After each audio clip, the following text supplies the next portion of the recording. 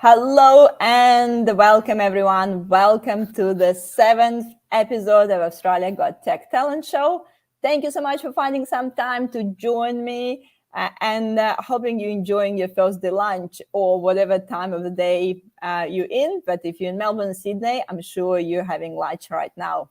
So I'm Jana Martins and I'm your Australia Got Tech Talent host. The event that gives perfect platform for tech startup founders to share their personal story, showcase their unique value proposition, and receive invaluable feedback from our judging panel.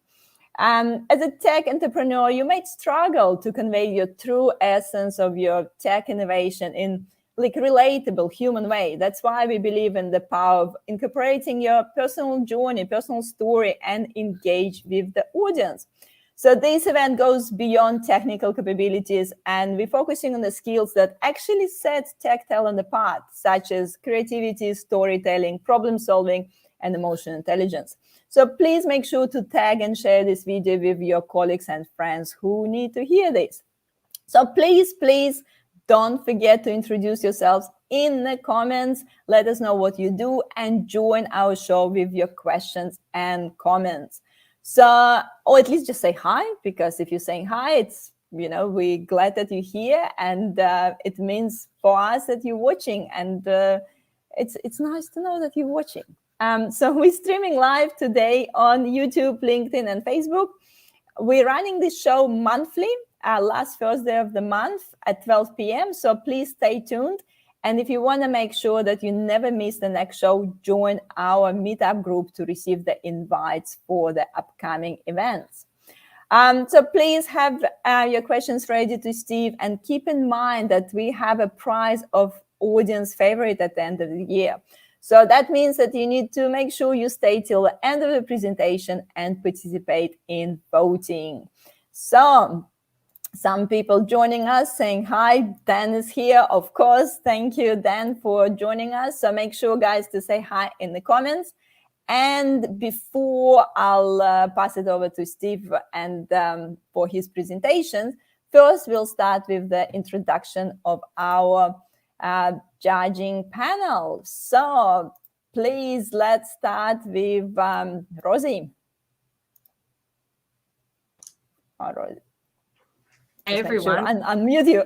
Yeah, that's great. Hey everyone, I'm Rosie. I lead up the customer experience design team at Origin Energy. So I'm really passionate about energy, the energy space, and the energy transition.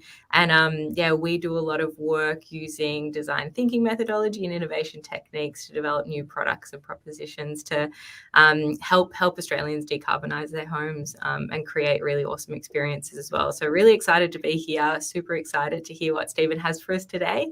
Hopefully, not going to be, too harsh, but fair in the judging. So looking forward to it. Thank you, Rosie. Angus, please. Hi, my name is Angus Pickering. Work for Akamai Technologies, industry lead for education and health. We focus on sort of cybersecurity and making sure that we protect all the critical infrastructure. Interesting to hear what we have today with Stephen and the other contestants, and hopefully we're not too harsh for you and give you some good feedback. Thank you, Angus. And Lorraine, please. Hi everyone, great to see such an audience attending online, and hopefully we'll keep it engaging and a bit of fun. Looking forward to Stephen's presentation, and thanks for having me at Australia's Got Tech Talent, which we know we certainly do. So my mission is to really accelerate our transition to a net zero economy by leading change in digital and climate era.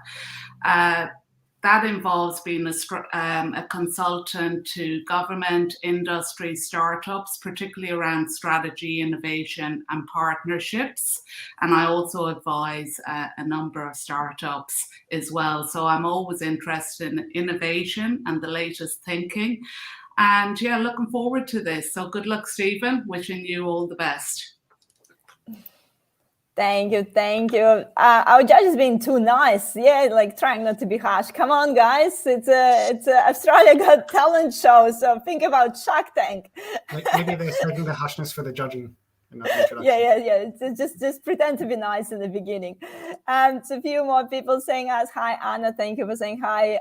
John is here. Episode 7. Yes, we're already up to episode 7. So obviously it's working.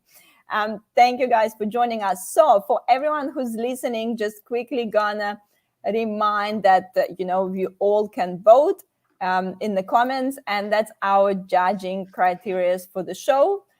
So the scoring system is 1 to 5. So 1 is the lowest, 5 is the highest. I'll remind you the judging criteria is at the end of the Stephen's presentation as well. But basically, I'll just bring them to the screen to everyone so you know. And while you're watching the stream, make sure, think about those criteria. So that's enough of me. Now all eyes on Stephen and his presentation, please. And make sure I unmute you. There you go. Oop. Now you need to unmute yourself. Here we go. So yes, hi. Oh, sorry, I can't see the slides. There we go. Awesome. So hi everyone, thanks for coming. I'm Stephen, the founder of Payline. So just a little bit about me first. So I'm married with 2 young boys, 7 and 10. You can see them in the image there. That was sort of Christmas time. And yeah, before I'm a developer or startup founder or anything, I do think I'm a father, and really wanting to, or the most important thing is to help, raise the kids well, but also set them up as well as I can for the future. And one of the reasons to be doing a startup is to probably give them that best opportunity that I can, and everything like that. So yeah, I actually come from a family of accountants. So my dad's an accountant, my brother and one of my sisters are accountants, and my mum taught accounting. And despite that, around sort of end of high school, I decided that accounting was way too nerdy and boring for me. So I got into IT instead, which is a massive tonal shift, for sure. I started off in quite small companies. One of the first places I worked at, I was the only employee, which was in some ways really great. I got to learn and do a whole bunch of different things, but it did also mean that there wasn't a lot of opportunity for advancing or growth because there was no one to sort of lead. So I ended up moving into some larger corporates, Sensis and Australia Post, and sort of start, doing the career progression into sort of tech lead and roles like that. And despite abandoning accounting, I think I still had sort of a soft spot for finances and payments, and wanting to sort of use that, but also have the IT ability to actually build something that could solve problems. And one of the things I was looking at with payments is it's very hard, even for customers and households, just to manage all of the various payments that they have. So if you look at the average house, I've probably got over 6 monthly bills: electricity, gas, water, phone, internet, insurance, rent, rates. And it's just very hard. So I struggled, and I think I think a lot of other people will no doubt struggle as well. So yeah, if anyone's listening on, and if any of these things sort of resonate, thumbs up, comment, say, yeah, I've come across that. So one of them is just keeping track of all these bills coming in every month, going, what do I have to pay? When's it due? Things like that. Forgetting about one and copying a late payment fee or missing out on pay on time discount. We've seen with electricity bills, the pay on time discounts are pretty big. So if you miss out on that, oh crap, that's a pretty significant chunk of change to miss out. And so there's obviously things, okay, I'll set up a direct debit or, hand over my credit card details. But then you have the issues of, well, how do I stop a payment if it's wrong, or dispute it, or say, hey, you overcharged me when I'm not with you anymore, or things like that. If your credit card expires or gets cancelled, who have I given that credit card to? How do I go and find all these people and say, hey, here's my new credit card? I actually had an issue where I was with Vodafone and I set up my credit card for automatic payments. My credit card expired, and I think the bank actually said, don't worry, your direct debits will keep working for a little while until you transition, and it didn't, and I got a late payment fee. I was like, well, but I gave you my credit card. Why am I getting a late payment fee for that? And then, yeah, if you've got bank accounts, it can be good, but if you ever want to change bank accounts, which we did, we had a mortgage with National Australia Bank, wanted to change banks, and then I was like, well, how do I go and find all these people and say, hey, here's my new details. Or we've even heard if people get divorced and all of a sudden, change banks and you have to sort of set that all up again. And it's just, I think, a massive pain. And that's just on the consumer side. So for the poor merchants, the harder it is for customers to pay the merchant. When merchants have thousands or hundreds of thousands of customers, they're dealing with that a lot. And so looked at it and really thought that there's this big problem that both merchants and customers waste significant time and money managing their recurring payments. So for large merchants, they end up hiring entire accounts receivable teams who just chase that payment, phoning, emailing, chase it up. They're probably lucky that they can do that, because many small businesses, if it's just them, they can actually end up failing either due to the lack of cash flow because they're not getting paid, or because they're spending all of their time chasing up money that they've already earned, and they're not actually out there earning additional income and getting paid. And then on the customer side, you've really got a choice between risking missing payments because you're managing it manually and you probably forget, or setting up automatic payments and needing to dispute payments or trying to figure out, how do I cancel it? I've switched providers. I'm not with them anymore. Why are they still trying to charge me? So I think massive problem, both sides. And so when you come up, the technical challenge was, can we find a way to give customers more visibility and control over their automatic payments? Because automatic payments are great when they work well. They're most reliable. Merchants love them. Customers love them because it takes the management, makes it easy to manage. But when they go wrong, it's very hard to undo it and to stop it. So the idea would be, can we give them a way? Let customers say, process the payment automatically if they find it acceptable. Yep, I'm okay with that. I want it paid. But being able to step in and say, hang on, there's a problem with this one. We need to correct it. I don't want to pay that. What's going on there? And then if your details do change, credit cards get cancelled, or you want to change bank accounts, it'd be awesome to be able to manage everything in one place and really just make it very easy to set up new details, update your credit card if they expire and get cancelled. So that was really the technical challenge we're trying to solve. And the way we did that was basically building a new payment option that allows customers to set up automatic payments, but without sharing their payment details with the merchant. So basically it's a single platform. They come in, create what we call a connection to the merchant, and then the merchant sends in payment requests to the platform in advance. The customer can then review those and say, yep, I'm okay with that, or no, there's a problem. If they're okay, then on the due date, we'll automatically process the payment. But if there is a problem, they can say, no, I think that's the wrong amount, or even, hey, I need a couple of extra days, or anything like that. And so it gives the customers the confidence that if they're okay with it, automatically approve it and pay it automatically. So we get that reliability, get that automatic payment, but knowing that I can step in and stop something if I really do have an issue with it. And the other benefit for the merchants is they can actually see the status of those transactions that the customer sets. So there's no more waiting until the due date, the money doesn't come in, and the merchant goes, great, now what? If the customer does have a problem, that it's totally visible for the merchant. They can say, oh, why have you declined that? You're still my customer, you still owe that, and things like that. And it's also, being one single place, customers, very easy to see exactly who they're paying, what they're paying, and how they're paying it. We've built that platform, and now if we have a quick demo.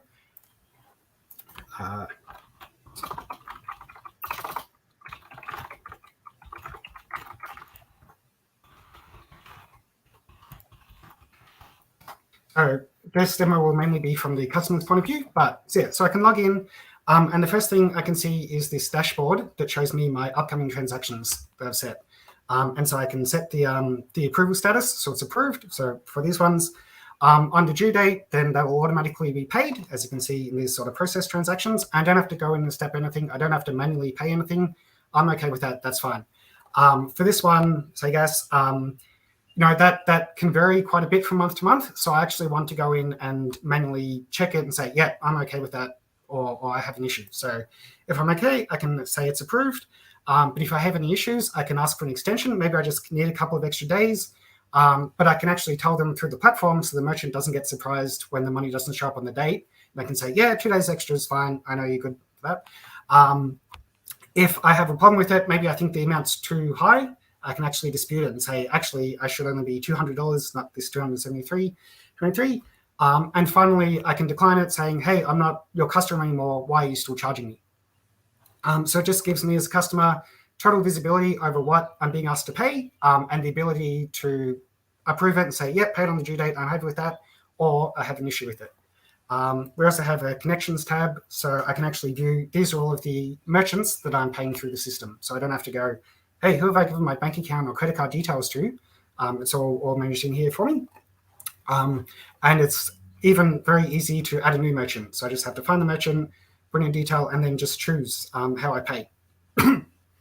And again, if I can set the default approved if I trust them, awaiting approval if I just want to go in each time and say, look, I can approve it in advance, but just really want to make sure I know what I'm paying before it happens. And again, if I leave them, say, well, I don't expect any more transactions from this merchant, so I can decline it if they try to send something in. And again, we have the transactions tab. So similar to the dashboard, I can manage things, but this just shows me all of my transactions. And I can even search by customer, by merchant. So I can see, hey, what have I paid these people over the past year?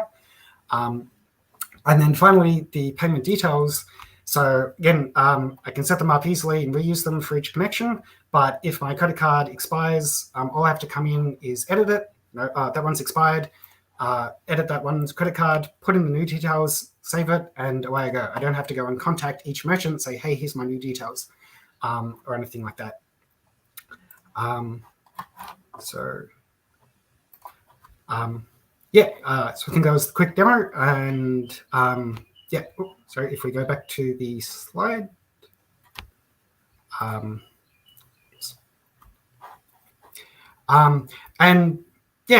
So basically the way we see it is merchants and customers both want the same thing, really. They want the right amount paid at the right time. Their concerns are probably be a little bit different. Merchants' major concern is reliability. Customers are, not being overcharged, but ultimately they do both want that. And so what we're trying to do with Payline 2 is really deliver a win-win for both the merchants and the customers. We can help. Our goal is to help customers have the confidence to set up more automatic payments so they avoid late payment fees and getting overcharged.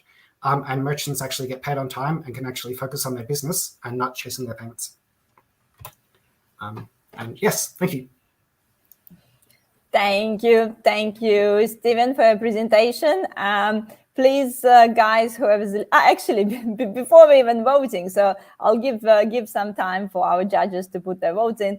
But no one actually commented if they missed any payments before get overcharged. I know you guys who's listening, you've done at least once. So I keep missing my body corporate fees for some reason because they send it like 3 months in advance. So, but I've been going with my electricity, so I haven't missed those ones. So, guys, please, whoever is listening to us in the audience, make sure you vote as well. I'll just take you through the voting criteria again. So first category, innovation and creativity. Is this idea innovative or unique? Did the speaker provide new insights or perspective on a familiar topic or introduce any new or unexpected ideas or concept? Second category, engagement and audience impact. Was the presentation engaging? Did you feel like you wanted to keep listening? Did the speaker use some analogy storytelling to explain complex concept? Did the speaker use any visuals or multimedia elements to enhance the presentation? And the last category is problem solving and critical thinking. So did the speaker clearly define the problem? Was the problem solved? Did you understand the solution and learnings? So as whoever is listening in the audience, as I said, you can just put in the comments just 3 numbers from 1 to 5. 1 is the lowest, 5 is the highest. And while you guys while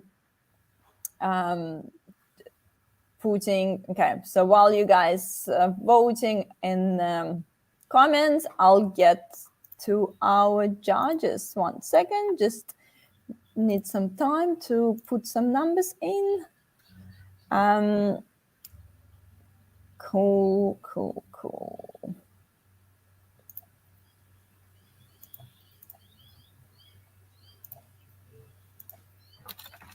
Okay.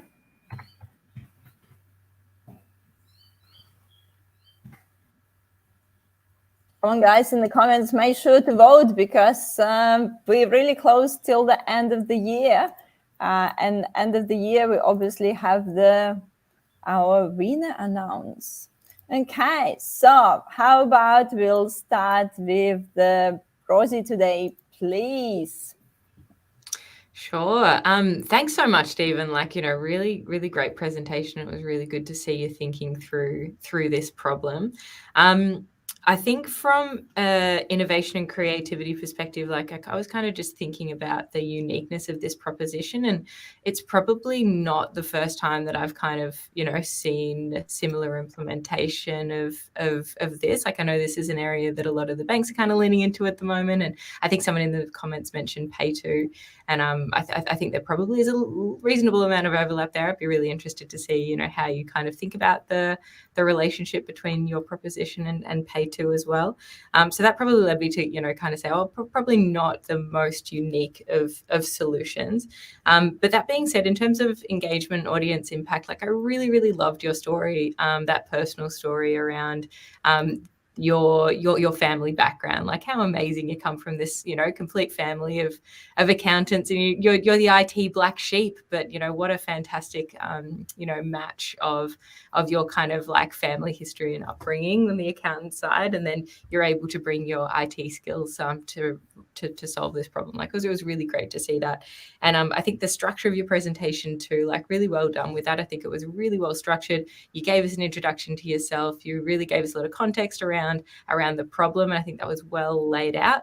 And then taking us through the demo did give a good overview of what the solution was. Probably coming from a bit of a visual design background, while I like the branding that you've got with Payline, I think that's really engaging. I'd really have a think about your slide design and layout.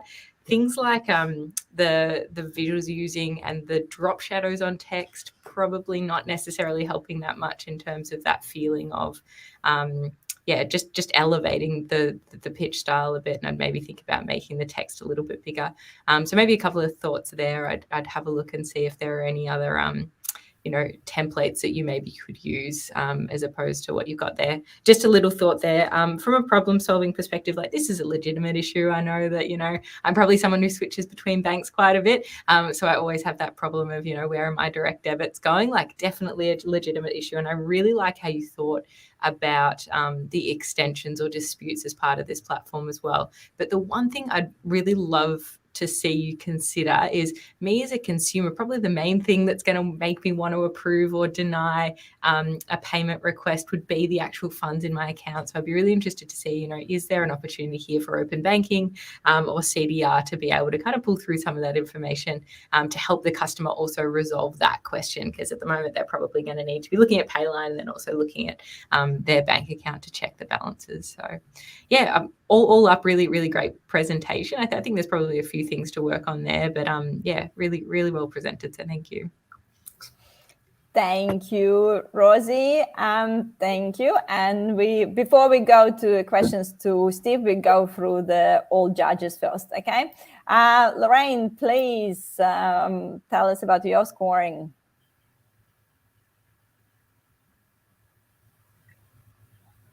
Hi, everyone. Stephen, thank you very much. Very, very good presentation. And for someone who's come from an accountant, a family of accountants and then into IT, I know that presenting can be a bit daunting, and it mightn't be your very first, it mightn't be your superpower. So well done. You did a great job in terms of that. Just in terms of my voting, and I might have looked a little bit harsh in terms of my 223, and I'll just give you some reasons and rationale for that. And this is mainly because it's just things to think about. It's overall, I just loved your story and connecting that. I do think that if you think about your why, So you started to mention the why. You got involved with this because of the frustration. So I would have actually led with that and talked about why and said, even posed the question, who has had this problem, frustrating problem? And then you're emotionally connecting with your audience and so on. And then you can bring your family into it and talk about your line. And so just sequencing how you do that and where you put your emphasis and really getting that passion, because it is frustration and you want to get the crowd thinking about that emotion and that feeling. So in terms of innovation and creativity, Rosie mentioned it already. It's not a unique product. There is many products out there. However, what I would say is, what is it about your product that stands you apart from the rest? And there's a few considerations there that I think you could hone in on. Some of that is around data protection and security, because we all know about cyber hacking. We're all afraid of our details and so on. So that trust element, why would people trust you? And, it might be that you need to think about aligning with a trusted brand and getting them on board. So thinking about your business model and partnerships and so on. The other thing is, in terms of ease of use, I liked your technical demo, but I would say don't use a technical demo in this type of pitch. What you want to show is ease of use, but you don't need to technically show that. You just need to discuss how it is and some key features of the product, because you're taking away from the flow of the pitch. The other element which I mentioned is, how are you going to get people, eyeballs into your product and using your product? So that's around brand. It's about awareness and marketing. Given that you're not the only player in the market, how are you going to do that? So I think there's a variety of things there to think about. In terms of problem solving, you've solved the problem. Yep, the solution works. That is great. Well done. Great job. But I do think in terms of solving the issue, problem solving is only one part of it.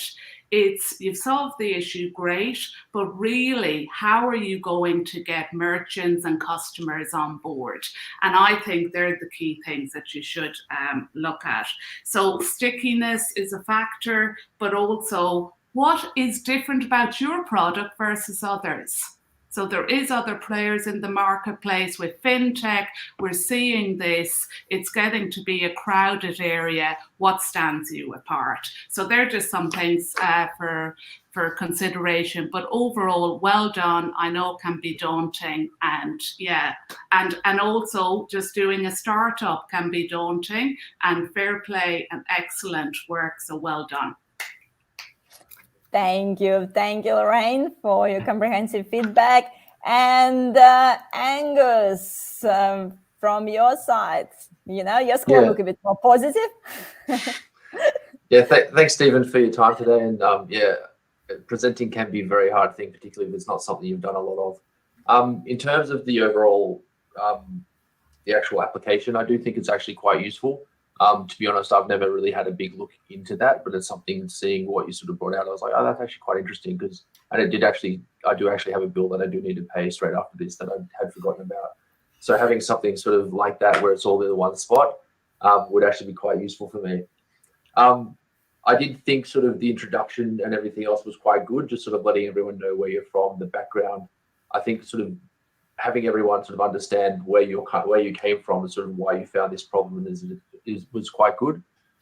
In terms of the engagement, I thought it was quite good just to sort of sit there and actually understand exactly what you were doing and sort of how you came to this discussion and actually started.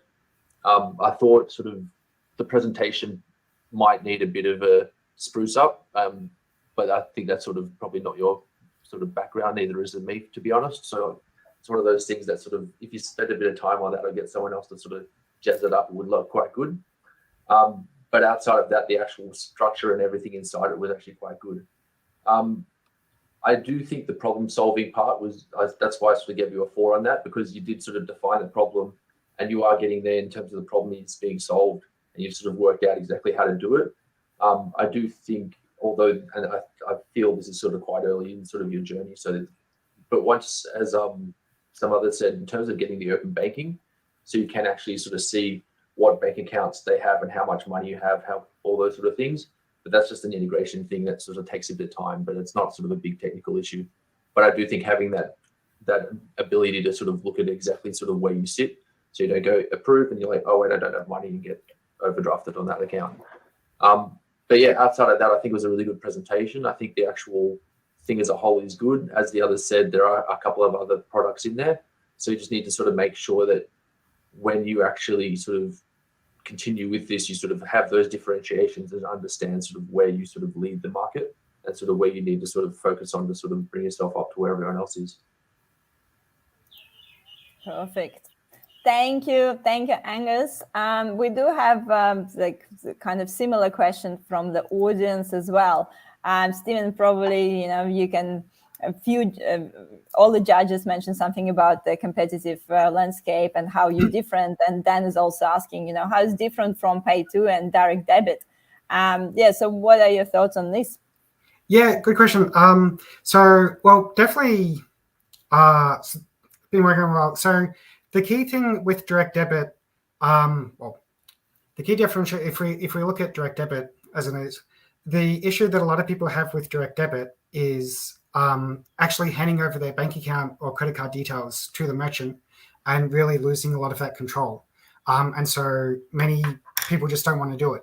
And I think sort of about 50% of recurring bills are paid automatically with sort of direct debit.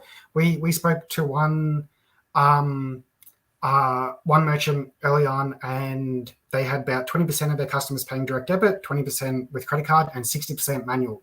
And it's the manual ones that are really dragging and really paying late and really the big problem. And then we're looking at, well, the problem with direct debit is you have to really trust that merchant because you're handing over the bank account and you lose all that control and visibility.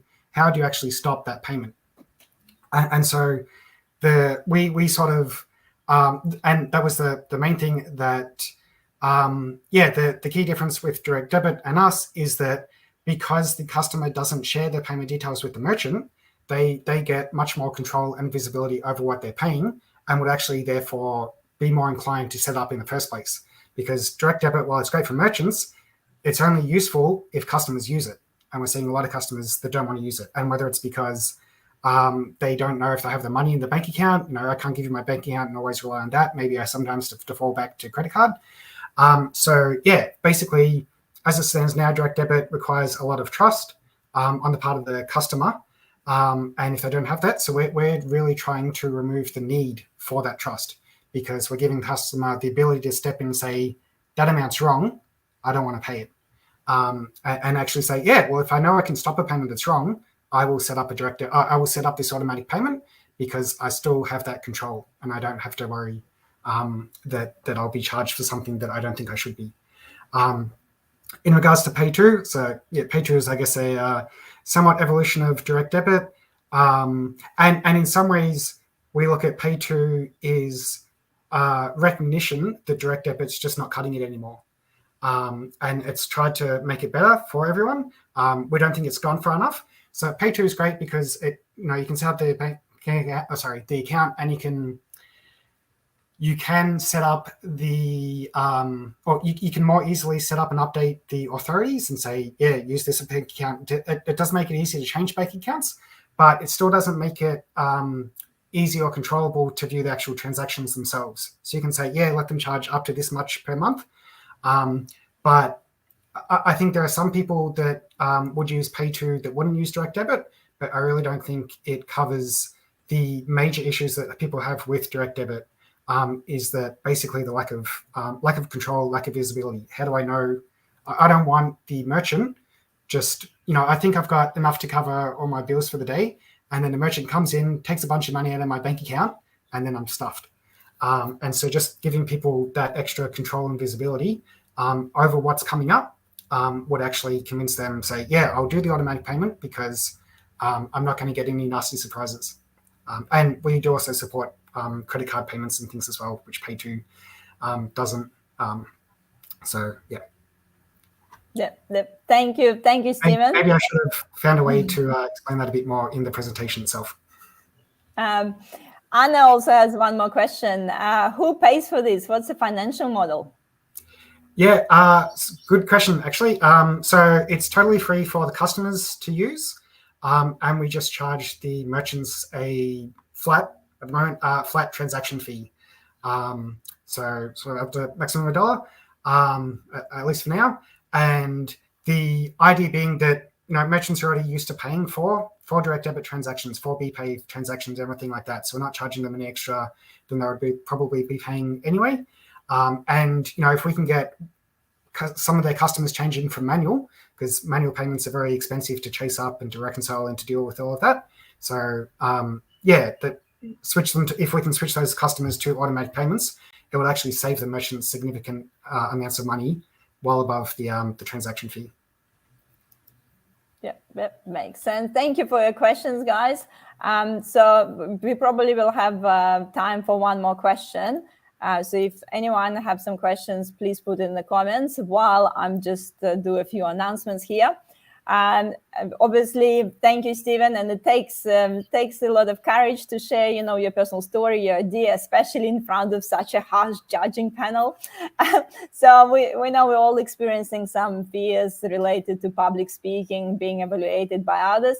So I encourage you, rather than holding back, use this incredible opportunity and join our show and showcase your ideas and receive valuable feedback. So remember, feedback is extremely important to advance your ideas. So if you are a tech startup founder with some game-changing solution, or you may be just tech enthusiast with a side hustle idea that, sitting inside you, waiting to become reality, no matter at what stage you have your side hustle or the startup journey, I encourage you to participate. You can simply apply by visiting our website, Australia Got Tech Talent, and fill the form and join us and become part of the future with us together. So, guys, anyone has any more questions to Stephen? I think we don't have any more questions from the audience. Anyone from the judging panel? Last question to Stephen? Or did we cover it all? I suppose, Stephen, how many customers, where are you in terms of market size? Where are you in stage of your company? And what do you need assistance with? Yeah, great question. So we're, I guess at the moment we're bootstrapped. So we're, and really it's, at the moment it's, we're really starting to acquire the customers, and our sort of approach at the moment is to get to the merchants that have a problem with getting paid, and actually getting them on board and getting them to reach out to their customers and saying, we've got this great new payment platform. Well, hopefully they say it's a great new payment platform, and getting the customers, because they can actually reach out to those customers of theirs, especially the problematic ones. So we've got a few merchants on board using it. We're in discussions with some utility companies where we see, like Origin, probably a bit too big for us at the moment, but we're going to start talking to them. But some of the smaller ones, because one of the hard things is when the amount changes month to month. So that's really where direct debit or automatic payments really come in. It's very hard, and it's probably the one where customers are most reluctant to set up direct debit or set up an automatic payment, because if I'm paying $50 a month every month for my streaming or something like that, that's fine. I know what's coming. It's no surprises. But if it can change month to month, I want to actually check what it is. Can I cover it? Is it the right amount? And things like that. And yeah, so we're really very keen to talk to any sort of utility companies and things like that in trial or begin having those discussions. Some of the other ones we're looking at, we thought this would be really handy for would be charities and donations. Because rather than, you get accosted on the street by people saying, hey, put your credit card details in here, and you go, oh, leave me alone. We actually have the ability for customers to set up a schedule themselves to say, I'll donate it, but I'm fully in control. And I'll only, I'll set up and manage the donation myself and pay it in. And then potentially a third one And again, probably a big differentiation between direct debit and pay to and things like that, or maybe less so pay to. But things like even payment plans and stuff like that, especially where it's a short term, maybe you owe them, you're going to have to pay $200 a month for 6 months.